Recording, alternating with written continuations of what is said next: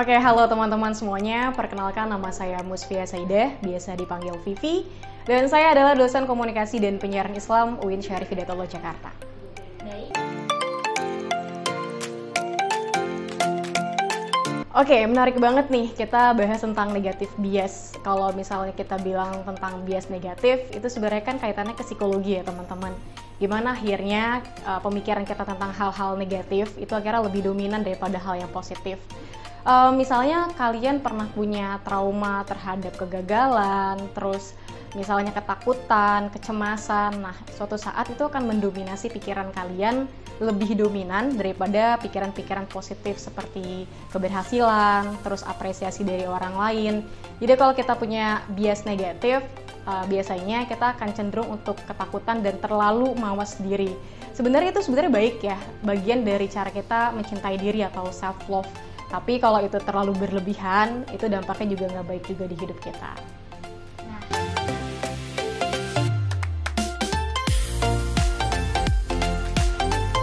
Oke, kalau kita bicara tentang nggak enakan, itu kan bagian dari bias negatif ketika kita akhirnya nggak enakan sama orang karena berpikir nanti kalau kita nggak ngelakuin dia marah, atau mungkin kalau dia nggak ngelakuin nanti kita nggak ditemenin, akhirnya kita nggak punya teman, atau kalau kita nggak ngelakuin takutnya kita tidak bisa menjadi orang yang disenangi.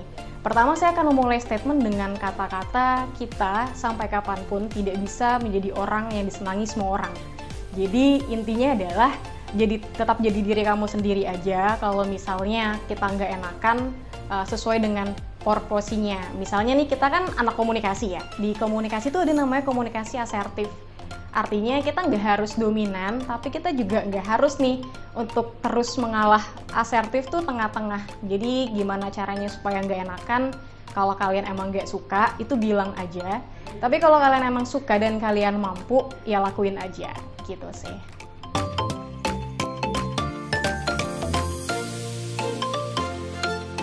Oke, kalau jawab ini mungkin saya akan jawab lebih general dari teman-teman yang pernah cerita dan menanyakan hal ini kepada saya gitu. Kalau misalnya jadi orang gak enakan, pasti akan terus gak enak karena dia akan terkurung dalam sikap pengen nolak tapi takut gitu. Kan gak enak ya, kita udah punya pilihan atau kita punya keinginan tapi karena terus mengalah dan mengalah. Nah, biasanya sifat gak enakan ini kan terjadi di berbagai kalangan ya, mungkin di persahabatan, di circle pertemanan, di hubungan kekasih, mungkin juga di keluarga. Banyak banget kita mengalami hal-hal yang membuat kita akhirnya jadi gak enakan. Nah, tipsnya nih buat teman-teman yang gak enakan, pertama, coba deh belajar untuk mencintai diri kalian. Jadi, sadarilah kalau kalian memang perlu membahagiakan orang lain, tapi juga sadar kalau kalian juga perlu bahagia. Itu yang paling pertama. Terus yang kedua, yang paling penting, kalau kalian mau lepas dari sifat nggak enakan, coba berpikir lagi proporsi kemampuan kalian. Misalnya, ada nih pernah orang pacaran, terus rumahnya jauh-jauhan, tapi kan nggak enakan ya kalau nolak ajakan pacar untuk ngejemput, tapi kan kejauhan gitu. Jadi jangan memaksakan sesuatu di luar dari batas kemampuan kalian. Itu yang kedua. Yang ketiga, sadarilah kalau kita sebagai manusia tuh nggak sempurna. Jadi sampai kapanpun belajarlah untuk mencintai diri kalian sendiri, terus berani untuk bilang enggak, karena itu susah ya. Bilang enggak tuh kadang-kadang susah, jadi belajar untuk bilang enggak untuk hal-hal yang emang kalian nggak bisa lakuin.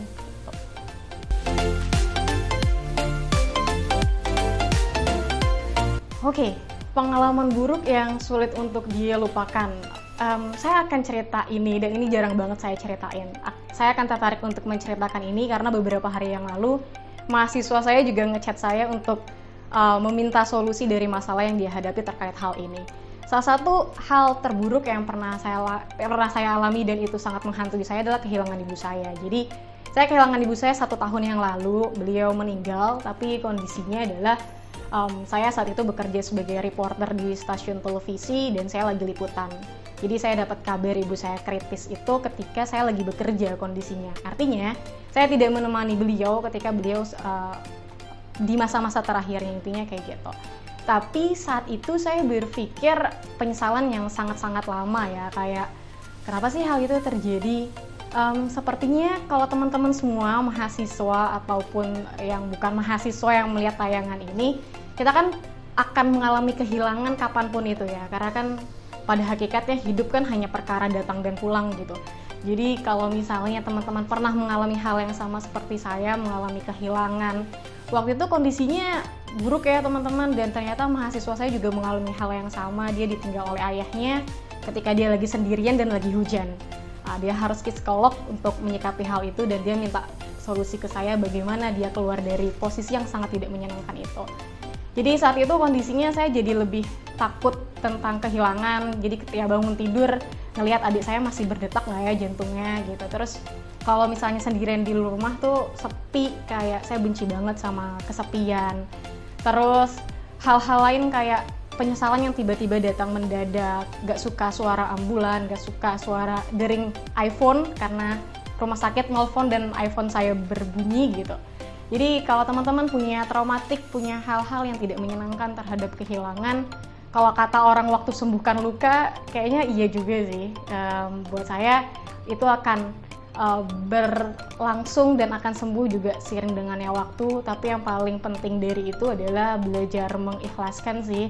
Berdamai sama kehilangan mungkin sulit dan terkesan normatif, tapi bagaimanapun kehilangan itu pasti terjadi. Toh pada dasarnya kita bukan pemilik orang-orang yang kita sayang, semua akan kembali sih gitu.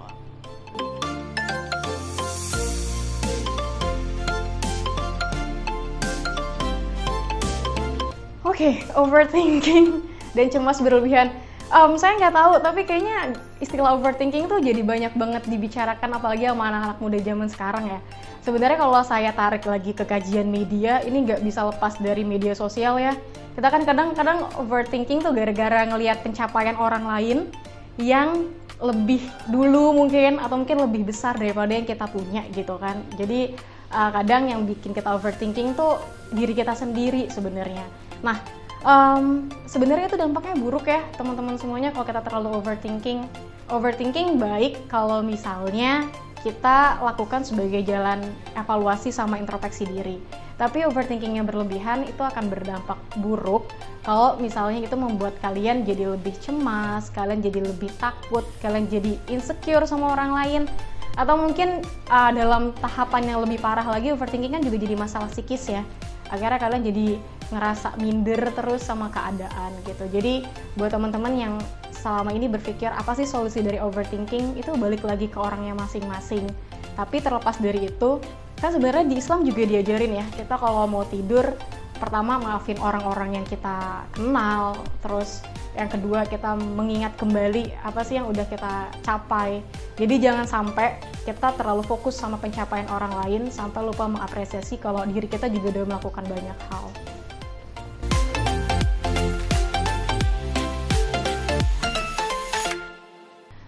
Oke, sebagai penutup dan closing statement, saya coba ulas lagi tentang negatif bias ini ya, atau bias negatif. Jadi kalau kita bicara tentang bias negatif, teman-teman semuanya, sebenarnya segala sesuatu itu kan baik asal tidak berlebihan. Pun dengan bias negatif ini, kalau ditempatkan sesuai dengan porsinya, kan bagaimanapun kalau kita juga butuh loh sisi-sisi melihat sesuatu tuh tidak selalunya positif gitu. Ada sesuatu yang kita perlu awasi, kita perlu hati-hati, sehingga penting juga untuk kita akhirnya merasa cemas. Karena kalau kita terus bahagia, kita terus ngerasa aman-aman aja kan bahaya ya. Kayak kok terlalu comfort ya hidup ini, padahal kan sebenarnya nggak kayak gitu.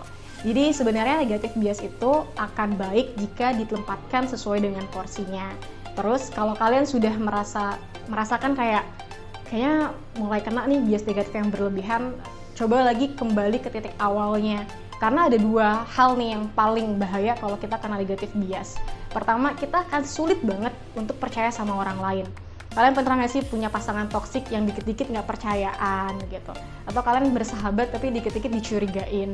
Itu kan salah satu dampak kalau negatif bias tidak bisa kita hadapi.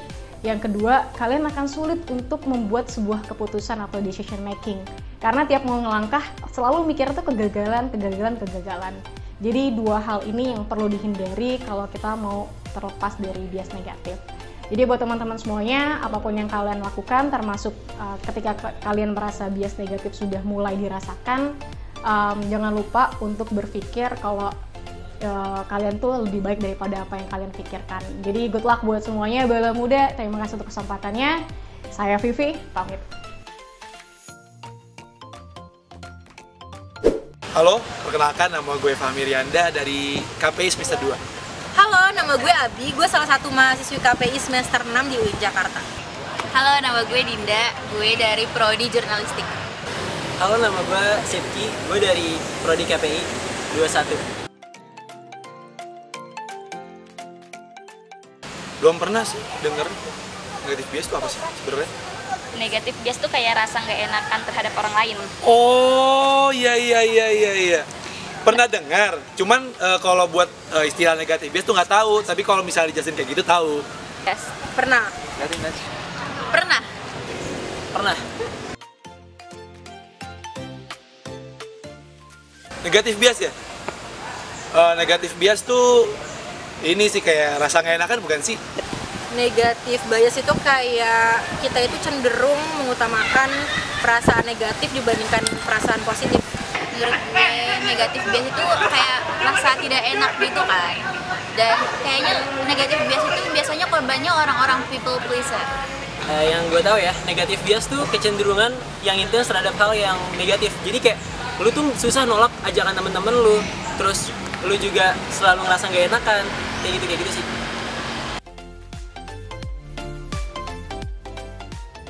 Sebenarnya hal yang buat gua susah nolak itu sih kayak momennya ya. Jadi kayak misalnya lagi diajak nongkrong sama temen tapi misalnya nggak punya duit gitu. Itu momen tuh sebenarnya langka banget, tapi kenapa pas gua nggak punya duit gitu kan, jadi gak enak gitu mau nolak. Dia kayak bujuk-bujuk gitu, ya pasti ikut. Hal yang gue susah tolak itu biasanya ajakan orang-orang terdekat sih. Gue paling susah tolak bantuan. Misalnya orang minta bantuan ke gue, terus gue kayak sebenarnya gue gak bisa, cuma gue susah banget nolaknya. Hal yang gue susah tolak, kalau diajak nongkrong, gue tuh susah banget buat nolak kalau diajak nongkrong sama teman gue.